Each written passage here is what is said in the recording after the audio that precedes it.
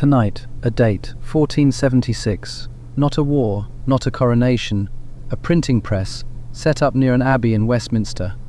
And on that date, English stopped listening to itself. Here is what nobody tells you about English spelling. It isn't broken. It's a photograph. For about 200 years, starting in the 1400s, the way English speakers said their vowels kept sliding. Linguists call it the Great Vowel Shift. The word sheep is a specimen of it. Say it out loud in Chaucer's accent, and it sounds closer to our word shape. The tongue kept climbing, generation after generation, and nobody in any single lifetime noticed the ground was moving. That's the first half of this file, a spoken language, still very much in motion. Now the second half. Before 1476, English had no single spelling standard at all.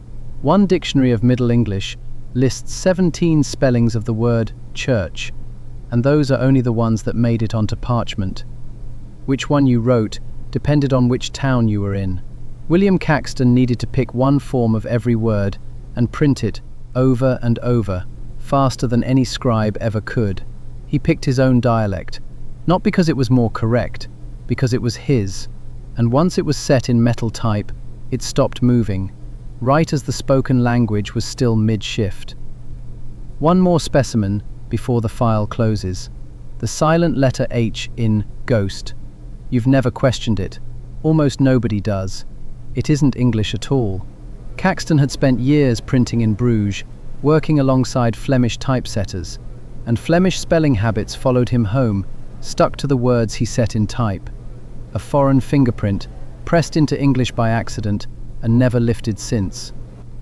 Every file on this shelf about English spelling ends the same way, with a joke.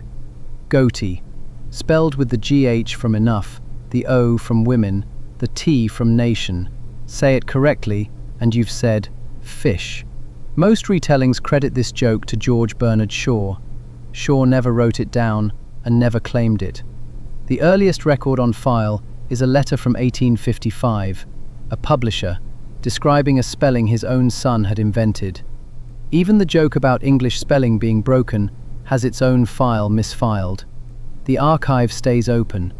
Which frozen spelling should the next file be about?